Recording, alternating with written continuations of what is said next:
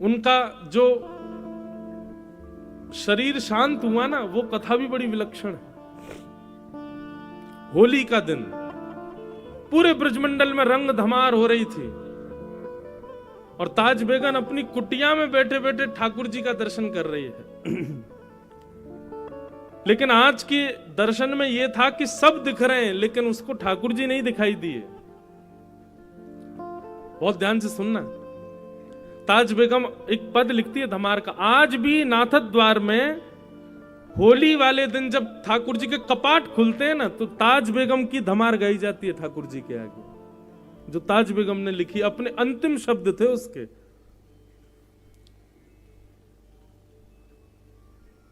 मुझे याद नहीं है पूरी धमार, पर बहुत बहुत अच्छी धमार है वो।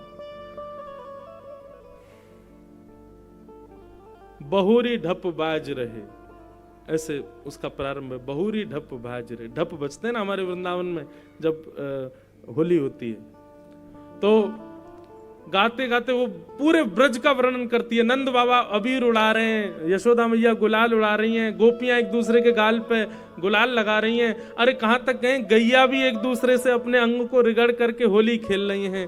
ग्वाल बाल सब यमुना जी में कूद रहे हैं। इस प्रकार पूरे ब्रज का दर्शन करते हुए अचानक लिखते लिखते वो रुक गई। 5-6 पंक्तियां लिख दी लेकिन अभी तक ठाकुर जी नहीं दिखाई दिए उनको, सब दिख गए।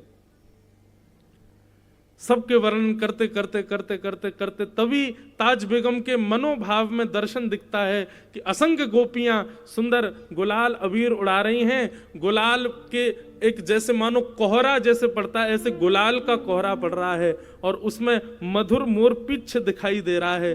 थोड़ी सी ठाकुर जी की वंशी दिखाई दे रही है। नीलांबर ठाकुर जी लाल लाल गुलाल के बीच में से जैसे ही निकल करके आए, ताज बेगम को लगा मानो प्रत्यक्ष ठाकुर जी सामने आ गए। और वो दर्शन करते ही आधा अधूरा पद लिखा था, वहीं ताज बेगम के प्राण निकल गए। तो वर्णन करते हैं ताज बेगम अपना पद पूर्ण नहीं कर पाई और उनके प्राण निकल गए। तो जो अधूरी एक पंक्ति रह गई थी ना, उस दिन जिस दिन ताज बेगम के प्राण निकले, उस दिन आकाशवाणी हुई वृंदावन में और स्वयं श्री राधा रमन लाल जी ने अंतिम पंक्ति पूरी की। निर्तत आवत ताज के प्रभु, गावत गीत धमार। ये ठाकुर जी की पंक्ति। सब रस चर्चाएं बंधुओं, सबके समझने के वश की बात नहीं, पर अद्भुत है।